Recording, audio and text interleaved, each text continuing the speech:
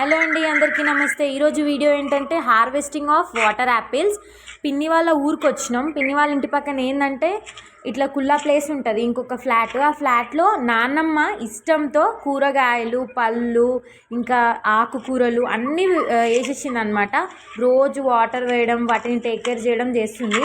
అయితే మేము వచ్చినందుకు మాకు ఇది సర్ప్రైజ్ అనమాట. నేనైతే ఎప్పుడు చూడలేదు. నేను మా తమ్ముడు ఫస్ట్ టైం వాటర్ యాపిల్స్ డైరెక్ట్గా చూడడం.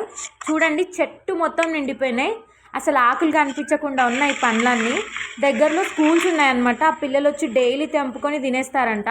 పిన్ని వాళ్ళకైతే టైం ఉండదు ఇవి తెంపుకొని తినేంత కూడా. నాన్నమ్మ అయితే పిల్లలందరికీ తెంపిస్తుందంట.